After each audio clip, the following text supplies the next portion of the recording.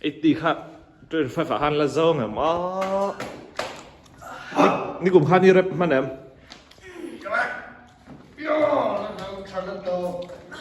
Yes, lightweight. มวยปอดมั่งไหมจ้าโร่ตกเดือดวันชับวันจุนี้สตีฟแล้วมั่งเหล่าโจกเลยฮะยังไงฟีลดัน Alô, นี่แหละทุ่มขจายมั่งหนัวมั้ง não come mais. ยังไงนี่คุยเสียม Se vê. ใช่ไหมมั้งจวนเองเนี่ยไว้น่ะลักกะลิตุมได้ลิฟต์ไหมใช่มั้งตุยที่อายินจักไทยเนี่ย Tu é nome. เฮ้ยเกี่ยสิไงนี่ยับเดี๋ยวรอ Ó, เรียกงาปุจจโลปนชุดลังตบอะไรครับมันหมอสุดิ้งพดละอ๋ออีกเกะค่ะอีมันปุยท่าจังวักละเจสเอาไปเราอาหารตัวค่ะ đây lên để đâu thôi. ค่ะ Cho em được. 85เดี๋ยวรอใจไงเราอีดรอปบังงา75อ่ะ Sao béo được rồi? try อีรู้ดาวเนี่ย Đào. Đặt chân lên tụi nó. เช่นนั้นตัว Sao vậy á? เช่นนั้นตัว Đào chi ăn. ใส่ที่หลัง Sao đâu? ทุ่มท่าใส่ที่เหรอ Sao chi đâu? ใส่ที่เหรอ À, ทุ่ม bếp lên đi. ทุ่มท่าใส่หลังเหรอ Thế đâu sức.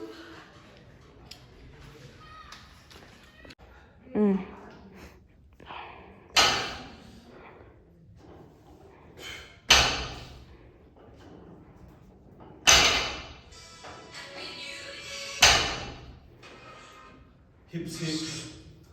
mobility ฉันไงสมมติว่าเฮ็ดเดียวกับคู่พี่มาแล้วมาเฮ็ดเดียวกับจอยเฮ็ดเราตาจุดจอยคู่เฮ็ดอะชมตาฮิปปี้ Út chọc tép với thôi đi. Út chọc ô lắm. sao nào tên tú nó cái gì sầm sari với thum mà lâu rồi bằng adib lâu hơi còn ngay đó bằng thôi các bạn tiếng giao đấy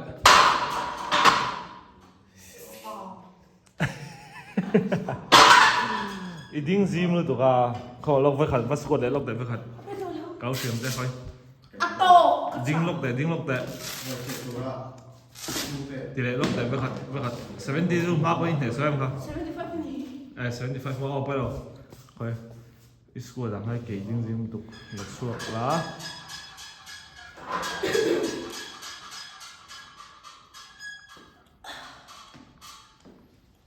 yom khắp bầu chuộc vắt tụi này thìn phải nuốt với khẩn bẹt lá là tiếng giáo sẽ để đây ít khúc khai hết lượng mà thì chuộc rồi ít kẹt ha ít kẹt hay tiếng giòn là không ít kẹt hay ít to khai hết tiền thì chuộc rồi thì áp chuộc rồi ít khúc khai chụp làm bằng hắn thì tôi mà chú dễ chào này ha cái nào squat đang lên dưới chiếu trắng cũng rất là Tôi còn ăn cái sắc lên. try ít chế chào nào ít chế chào Start.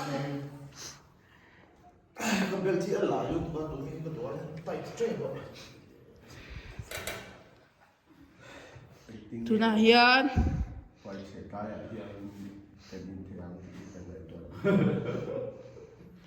Cái gì cũng cần phải là rồi nè. Rồi chết lại ạ, cần là workout big. Yeah. Rồi tùy thân. Easy down, but easy down. Kasi.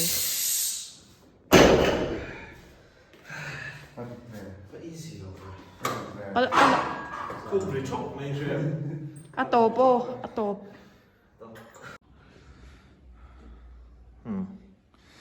ít khúc khá out zone cả tiêu zel đúng không chú deep đó mai con tiếng pop đó ha mà buổi thả trắng vắt rồi chào về vậy nhỉ lẽ Ikhup ka out zone tran to te khari in remind char ro tiang rol an ni tang hian a form declare tha in zir tir poingo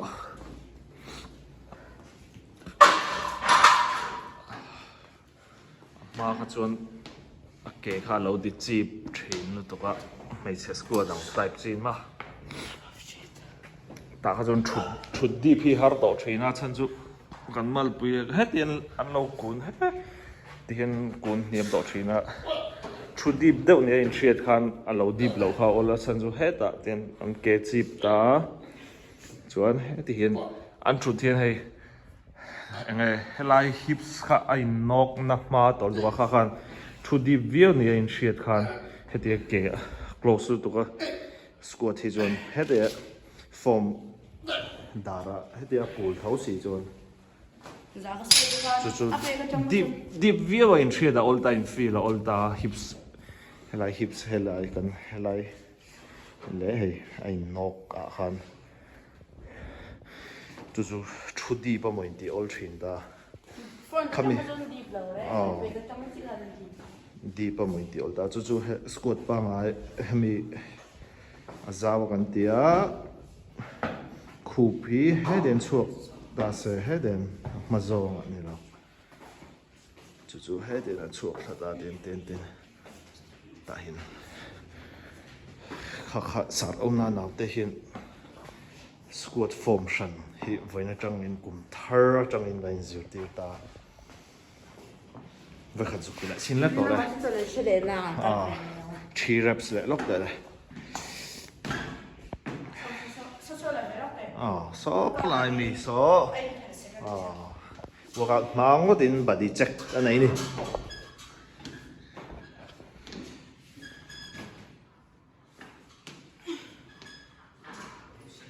ôm bầu vợ hi bồi mỏ hay hi cần nung giang cul đủ control nan chả tọt khéo mày là đi thu deep tọt gì xong rồi front the jump center free zone thì hiền là thì đồng ngàn处理的 về nghe mà tiền khá gì chậu cho chở chuan à cái gì ra được là squat dấu vào đồng squat dấu tọt tạc khá gì đang xây là ai xây lại là khá gì đang xây lại là khá làm khá gì đang xây lại là ngồi để ăn thung cận man đàn để hàng ngồi đi đó mà ngồi đi đó mà ngay là thì pre-workout te mình rinh tọt là xây lại đó á protein thế bộ xây là xây là trong trái mì hay trong trái mì rồi miếng cái nào Squatters lâu drop bằng what is up YouTube yo guys với thiên đi tí nữa cái YouTube channel subscriber giống giống thế thắt chi bài cái nó sấy đầu tao là có happy new year cái nó sấy đầu hi guys happy new year and welcome to subscriber giống giống tay happy new year phép của lại thắt chi bài internet cùng trà thì sẽ là làm thế làm nên biên này cùng lo lẽ biên là một cùng biên là một cùng lớn buông ngâm đâu đấy buông đi là lẽ thầy về về tát lẽ tôi nói sao nào đây là last set come on the drop set is what 200 kg drop set come on cùng thar drop set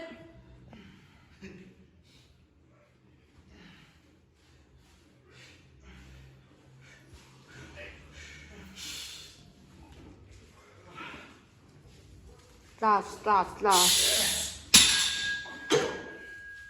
amoy anal pati kakalo về cung à body alang lang ilaw về thì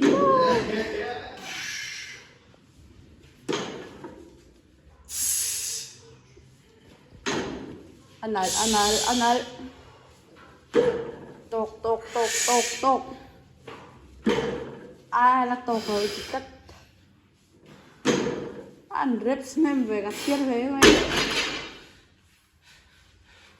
tổ cầu thôi không giàu tay cái lũ hay đo lòng này đi chào em phải cho anh vẫn làm chuyện được chào đi trà sa vậy đây là trà sa chào em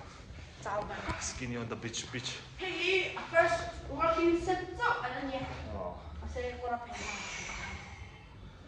một chào nó bé chim chu mà đúng không ạ có nó phải mà sao bé là gì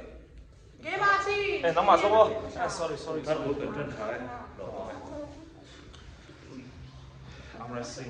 armresting sợi phèn ngay chắc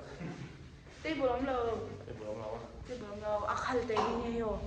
cầm một con này phong rất đẹp ăn lẩu này bye bye happy new year cái Mizoram mình bùi đất thu trả đuôi nè em cùng sáng thì xong thì bằng ai tan soft flow soft laughter chuan point thum a cái nào tự nhiên em pakhat na chuan soft laughter pakhat na chuan panin na ba shelo pathum na chuan nó có cái chẳng hạn skin ya cái gì đâu thôi nè long te Mizoram mình bùi đất cùng sáng thì xong thì bằng ai đi thu trả đuôi nè shelo cái gì phải làm đó trong người cái phải làm đó tặng lên đây à cái chút protein gì mày protein nó trả đuôi protein này creatine gì mày giờ phải chung à long thu bớt xe like and subscribe